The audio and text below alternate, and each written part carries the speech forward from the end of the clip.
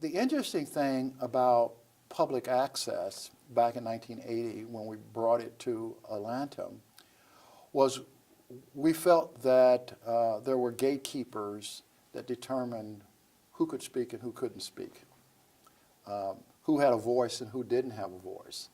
And the importance of public access back in 1980, and I would insist is important for that reason today, was that we were able to put the technology into the hands of ordinary people and give them a voice, for the first time. And we didn't have to go through gatekeepers.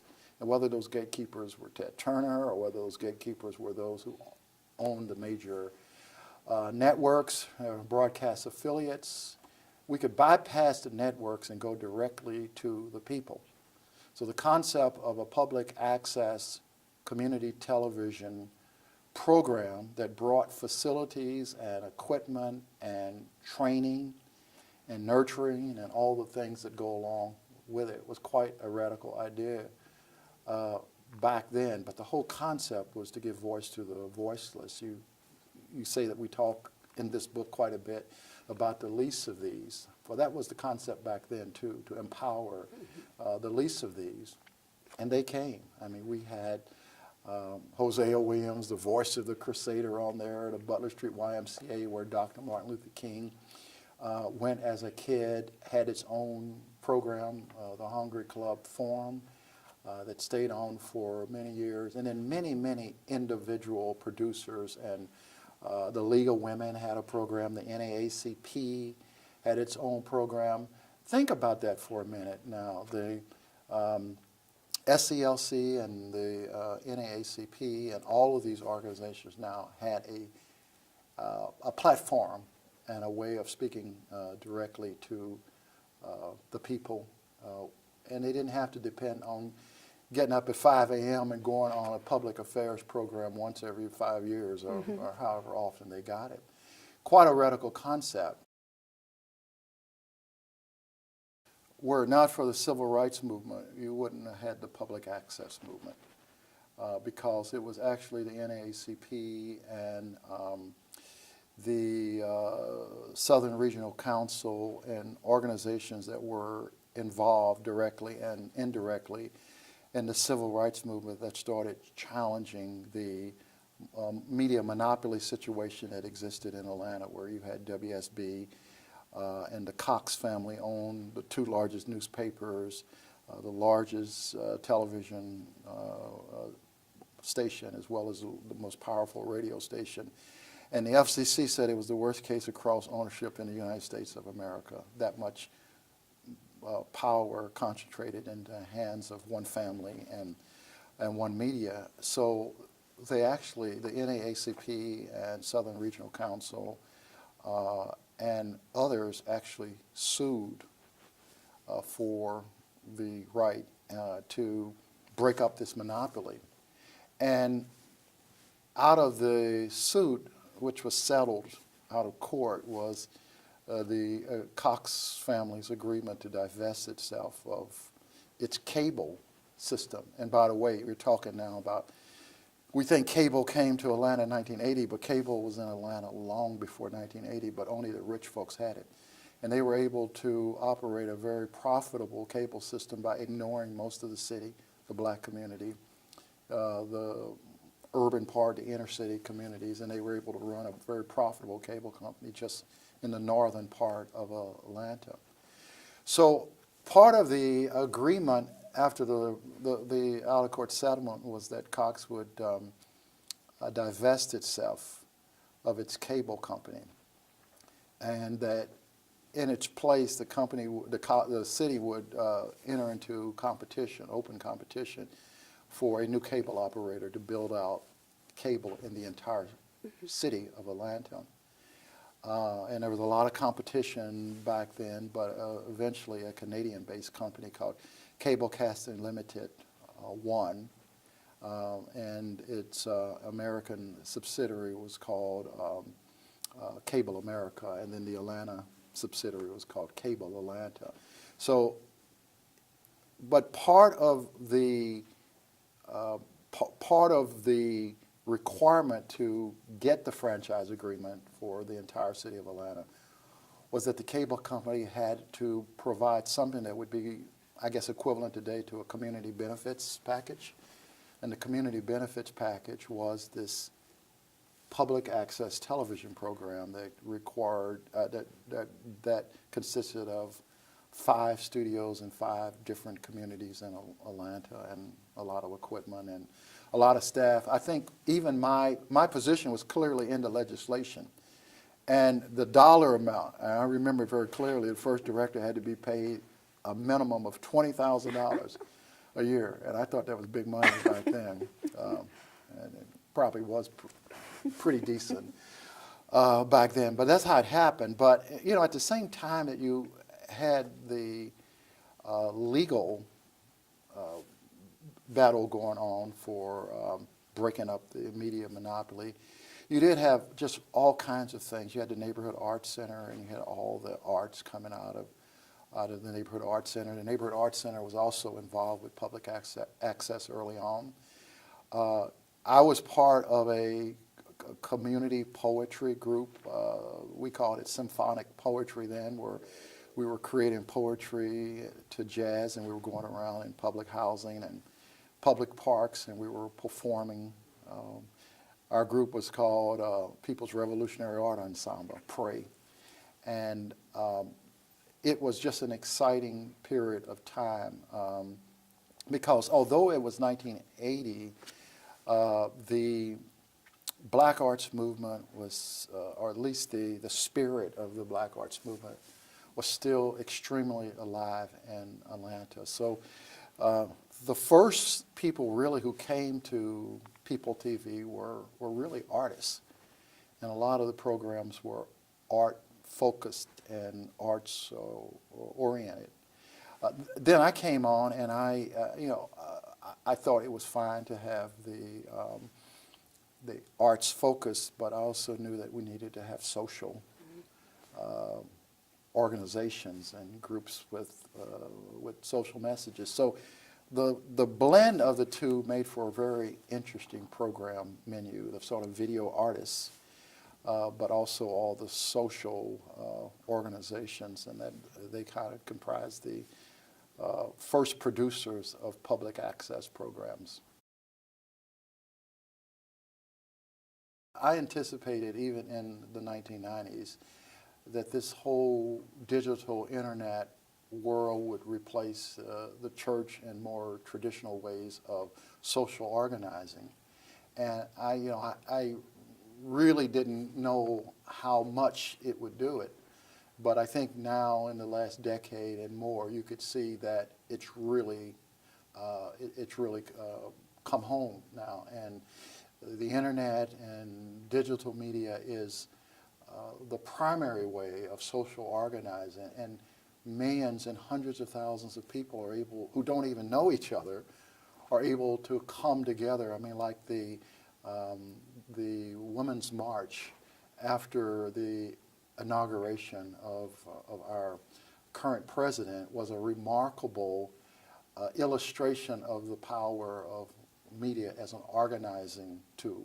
And while in the 50s it was really the church and the religious leadership that were able to bring people together, today it is truly the internet and media technologies. But I anticipated that quite early, and was one of the first persons to help popularize the concept of the digital divide, because I saw even back then, before we built the Community Technology Initiative for the City of Atlanta, which, by the way, was the largest one in the United States of America, more than 25,000 people came through that program and became somewhat digitally literate.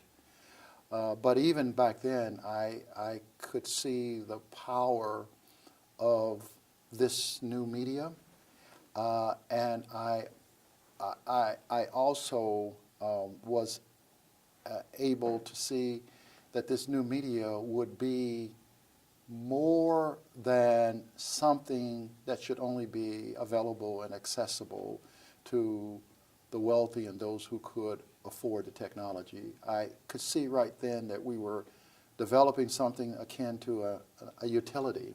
We wouldn't think now about providing water and electricity only to wealthy people or middle-class people, and we understand it's kind of a human right. And when we talk about civil rights, we're talking about the information technologies and the internet and new media in pretty much the same context, that you really need to have digital media skills in order to really be fully literate in an information society. And without it, you are at a disadvantage. You're at a disadvantage for education. You're at a disadvantage for finding a job. You're at a disadvantage of being able to purchase cheaply. And it's today so integrated in just about everything that we do.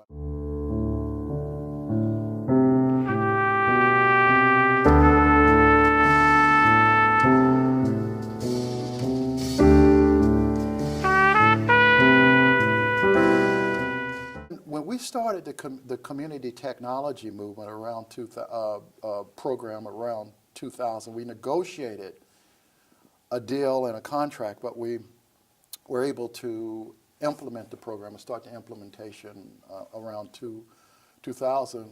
We placed, kind of like we did with the public access in 1980, this is 20 years later, we placed the community technology labs in the parts of Atlanta where data showed that families were most likely not to have access to computer or internet technology. And we bought brand new state-of-the-art equipment, and people, because we used T1 lines back then, we weren't using routers and Wi-Fi. I mean, T1's quite powerful. And people said, y'all can't do that. You know, they're gonna just rip you off. If you put a state-of-the-art computer lab with all the bells and whistles in this kind of community, they will wipe you out. Well, you know, I ran the program for 5 years, and by the way, I was the first general manager of what was the predecessor of People TV for 6 years, so almost the same length of time for both programs. We didn't have one break-in.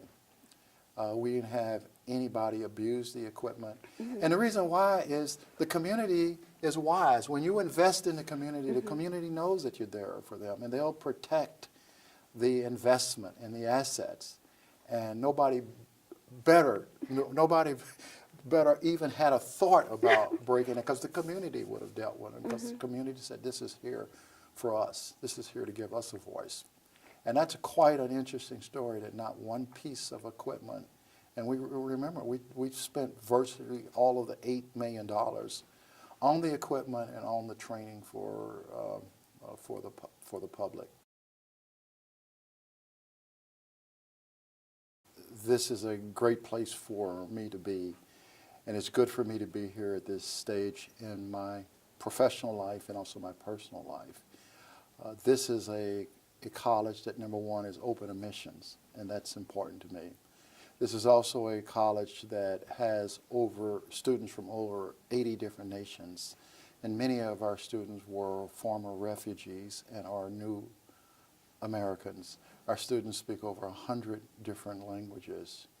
So the diversity of here has got to be greater than the diversity at probably any college in Georgia, and perhaps even any college in the United States of America. But we're open admissions, but we're not open exit.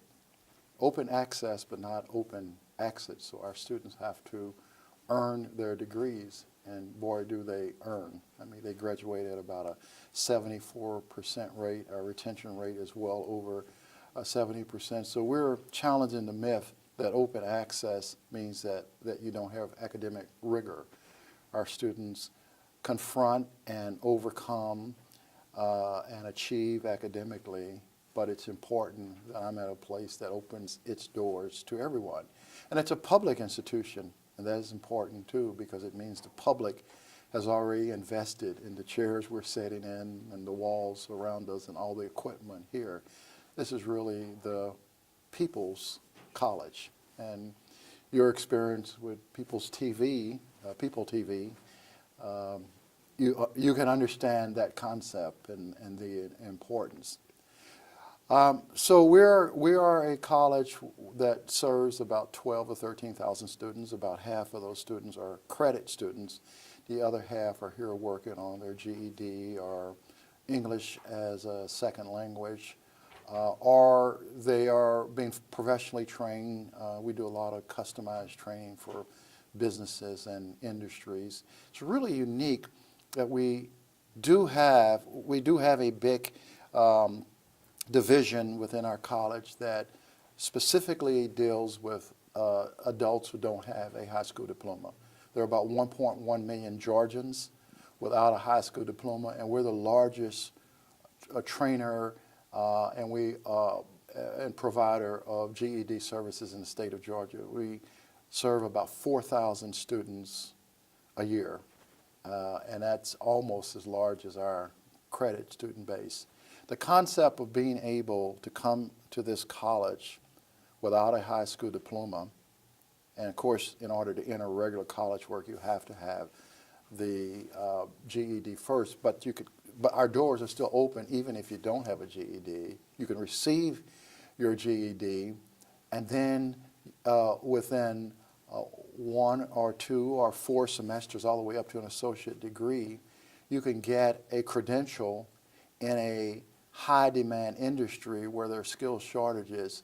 So within 6 to 24 months, you can join the ranks of the middle class. You could come in, marginalized outside of the economy, and within a year or 2 years maximum, you can have a high-paying job. And I mean, some of these jobs start out paying automotive technology, for example, $65,000 a year.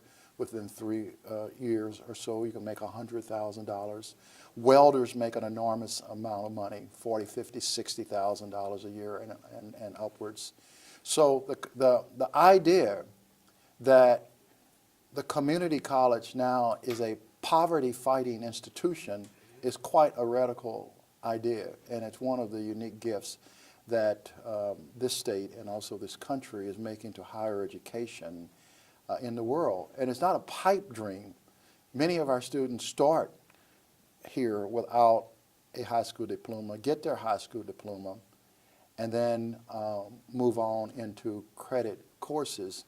And the credit courses are interesting courses. I mean, it's not your grandfather's vocab education anymore. It's all integrated with the computer. It's all digital. So whether it's healthcare, technology, or whether it's digital media, it's all now very much integrated with the computer. It's white-collar work, and we still do HVAC and things like that, and that's another popular area, refrigeration. But of the 100 or more degrees and credentials that one can get here, most of them would be considered white collar, and all of them are driven by the internet and new technologies and new media. Most of the time when I approach this, whether it was public access or the community technology initiative or the college, I call upon spiritual resources, and I'm kind of guided by something that is beyond just the rational. And I've been blessed with the ability to be a seer, to kind of see the end in the beginning. And all of these ideas, I sort of saw how they were going to develop before it actually developed. Now, remember, public access was just words on paper. Nothing existed. There was no map. The Community Technology Initiative, just words on paper, no map. But I was able to envision, I think I've been blessed with vision. I was able to envision the ramping up, the rolling out, and the implementation. in a way that didn't cause a whole lot of strain or worry. It just kind of developed itself, and I kind of got out of the way and just guided it. And I believe that there are spiritual resources that are available to us if we would only open ourselves up to them. And people call it a lot of different things. Some people may say ancestors. And, people believe in various religions, and they put a title to it. But I think the key thing is that I have been blessed with this kind of vision to build institutions that empowers the community. Shirley Franklin said, "You're an institution builder." And she also said you shouldn't try to do anything without your wife, because your wife is an important part of your success. And I readily acknowledge that. I can't help but who I am. You know, I'm not trying to be somebody. I'm going to always be on the side of the least of these. Maybe because I came from the least of these. And many of my brothers and sisters remain among the least of these, and my friends. But it's inside of me that's where my commitments lie. That's where my values are. And I did it with the name Jabari Simama. I can remember one headhunter said, if you could only change your name back to this, that, or the other, you could be sitting on top of Kennesaw Mountain today. And I told him, I'm going to get there, you know, but I'm not going to get there by denying who I am and changing my core values or changing my name. Never. And it has been my values and who I am have helped me, but sometimes, you know, you wonder, you know, if you were someone else, what would you do? Or would you be doing something else? Or would you be further along? Would you be a multi-millionaire if you used those same resources that you put into building institutions for the people? If you put them into building a for-profit business, would it have been one of the biggest businesses around? I don't know. I just know that I am who I am. I'm very thankful for the life I have been able to live. And as long as I live, I am going to basically be who I am, and I'm going to be on the side of the least of these. And I'm going to be giving a voice to the voiceless. And I'm going to be lifting up common and ordinary people, and I'm going to be opposing the powers that be. Part of the blessing, too, is to be able to build the relationships with the powerful and still not lose the common touch. Mm-hmm. And I do have lots of relationships with people in all walks of life, and people have done great things. I mean, I served on the Atlanta City Council when Andrew Young was mayor. Hosea Williams was, I mean, I was Council District 3, he was Council District 5. I spent a lot of time with him. I mean, they mentored me. Herman Russell and Jesse Hill and Felco Ward, many of these folks spent a lot of time with me. So unlike the young generation today, in many cases they don't want to listen to us. I sought out the elderly and those who came before me and those who made it possible for me to do the things that I did. And I built relationships, and I listened to them, and it became very, very important. I hear the words of David Franklin now in my head a whole lot. I hear Shirley Franklin saying, don't try to do it without your wife. That's part of your success formula.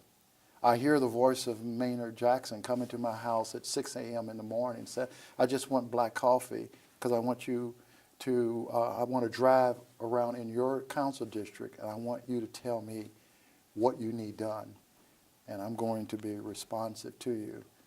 Politicians don't do that today. But these guys did that, and they really cared.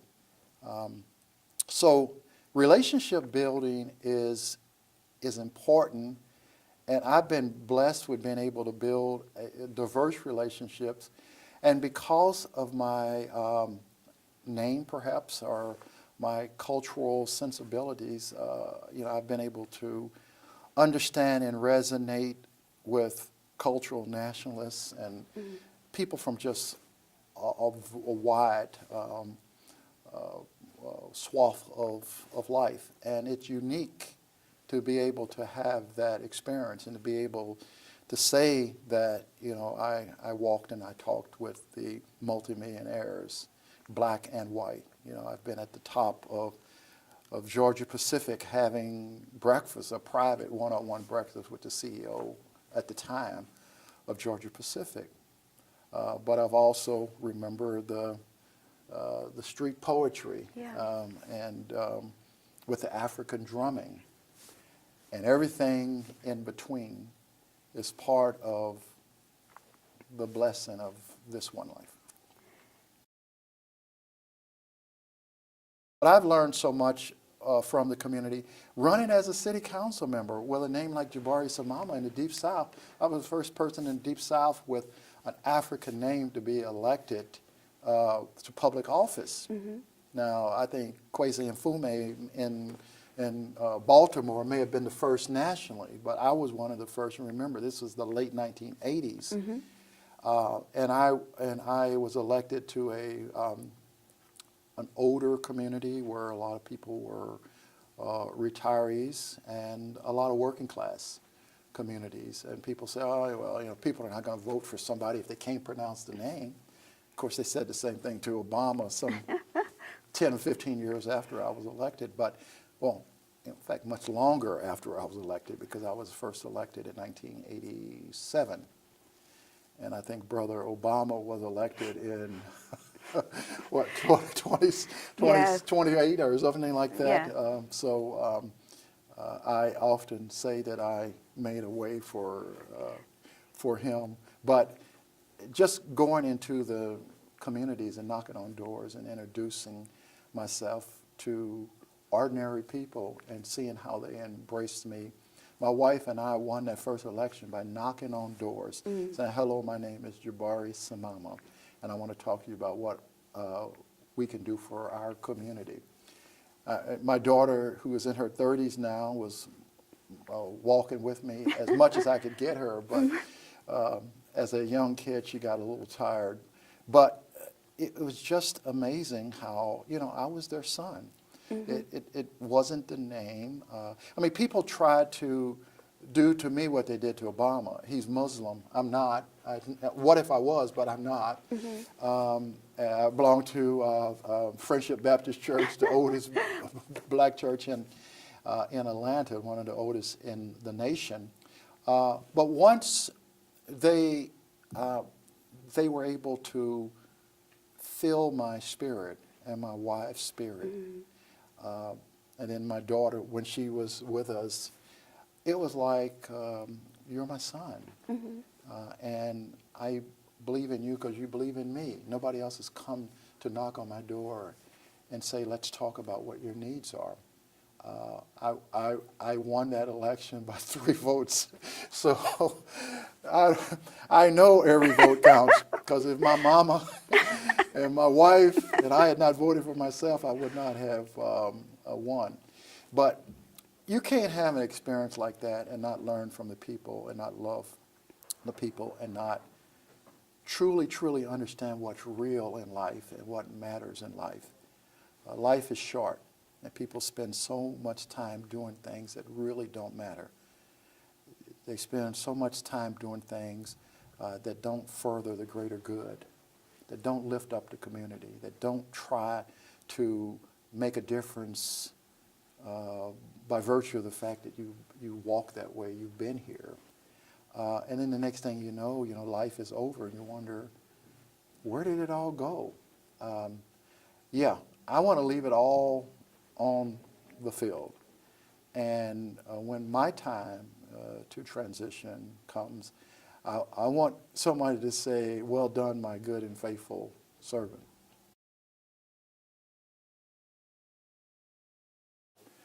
One of the things about smart technology is that it frees people from boring and meaningless labor. There are a lot of things people do now that should have been automated or should be done by the technology.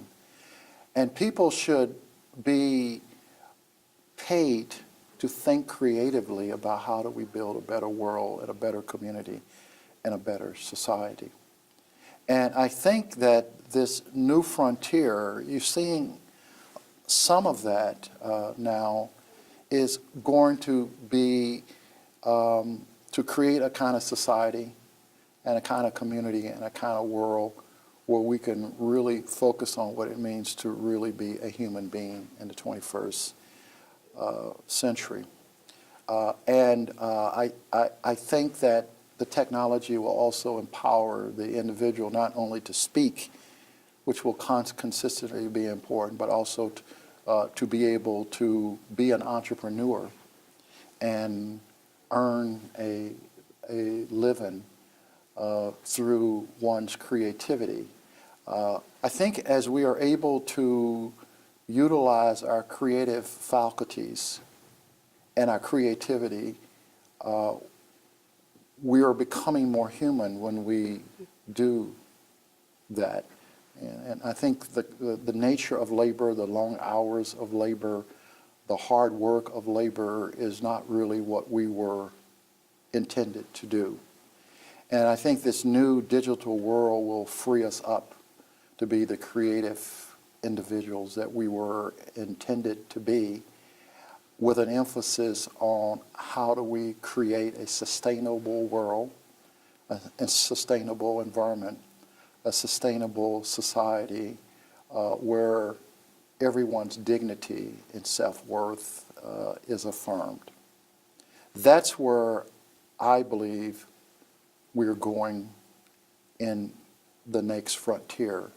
The fact now that black and white is, I mean, racism is still an issue, but it's less an issue as the world becomes one. And I think you're going to see more and more of the world coming together, and not globalization in the sense of exploiting financial markets, but a more global village concept where we all are affirming and celebrating our similarities and not our differences.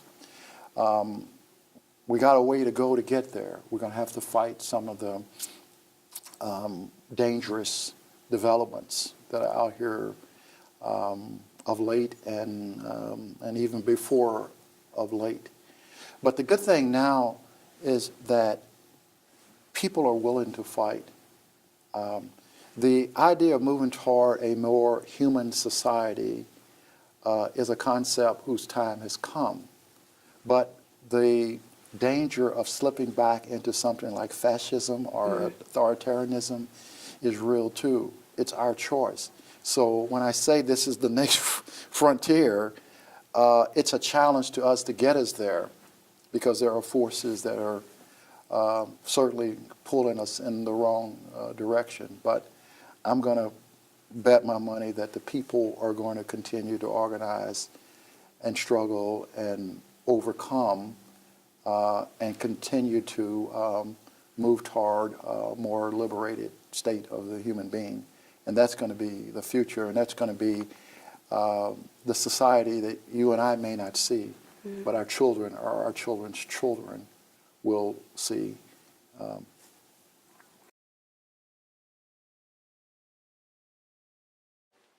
The community engagement part of the cable television movement was good for the cable company too. So in other words, in the form of a franchise fee that supported community involvement, community engagement, it was good for the cable company too, because after all, the community and residents in the community pay a lot for to have cable television, and there are billions of dollars of profits that are made. So the ability to give back for a program that allows the community to participate in the cable system and the cable operation just made good business sense to me. I think you had elected officials back then who saw the importance of it and who fought for it. And now I think particularly with more and more emphasis on computer and internet technology, traditional media is not often thought of as an important medium.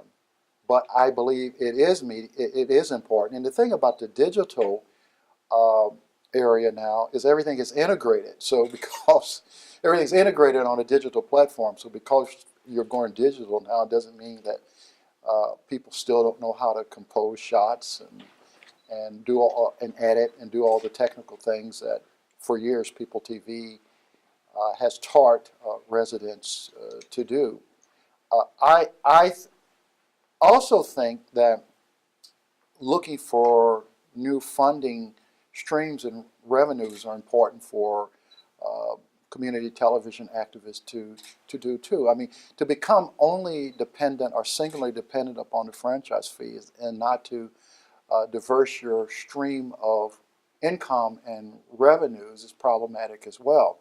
So I would challenge public access, community access, community television activists and producers to look for ways to diversify the revenue streams, also look for ways to be a little more self-sustaining through maybe income that could be derived from producing certain types of programs. Many of the organizations that were involved in People TV back and even before, when I was part of it, actually paid independent producers such as yourselves to produce their programs. We did the training, but let's face it, you know, the executive director of the Butler Street YMCA was only going to devote so much time to learning television. But the crew was often paid out of the Butler Street YMCA budget, and so therefore we were able to provide the Butler Street YMCA and other community-based organizations with crew trained from the public access studios to maintain the programs. The crews got paid, and that was a way of being able to sustain the art. So it's interesting times now where, because we have so many different media outlets, people tend to think now that access to media is no longer a problem and no longer an issue, but that is not the case, and that is not true. I think the last thing I will say to community access program producers and activists, it is important to build strategic partnerships as well. And I think partnering with community colleges is natural. Partnering with government access that's often paid for also from cable television resources. But I think by creating a partnership with government access stations and operators, it might be possible also for public access producers to be able to sustain themselves. I know that the county of DeKalb has come here and asked if we would partner with them. I think a partnership between community colleges, community access producers, and government access producers, as well as education access producers. Clark Atlanta University has a educational access channel that I and others made available to them many decades ago. Is that channel fully programmed? It ought to be. Is there opportunity for there to be community access to the facilities and to the channels there? I don't know. But everybody's got to partner up. And if there's going to be some kind of challenge directed, you certainly would do it a lot better partnered when you're partnered up as opposed to going at it individually. This is called the age of Obama, and I will read as much of it as I can. When we say we're in the age of Obama, does it immediately rise beyond cliche? Is it worth the effort of speak? Is it the moment when we walk the way of the new world? So once again, I ask, what will we do to save ourselves? That fear that grips us every time he leaves the White House is the fear of a nation that has not exorcised its demons. It's fear of a gray boy who stores under his tongue each time he interviews a black man. It's fear. It's a Dunwoody damsel. It's a panhandler asking for a dime. It's a large lady attending a dance. And it's a Kenyan who dies as an elder at the age of 39. This brother Obama is not the Messiah we're waiting on. He's not a mulatto king. He's not a post-racial meteorite who makes mere mention of race in polite talk. He cannot retrieve the tossed black babies from the bottom of the Atlantic Ocean. He cannot heal the deep welts in the flesh of those who've been and still are beaten into submission. He cannot escape the spinmeisters to look in your eyes and tell you the whole truth, nothing but what you are prepared to hear, what you want to hear, what you need to hear. What will we do to help Obama?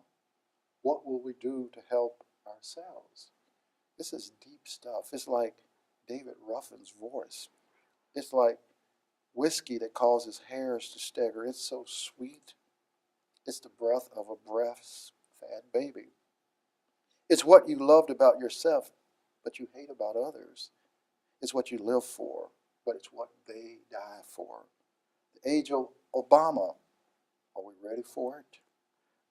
Then don't just ask what Obama will do for us, but what will we do for Obama? What will we do for our country?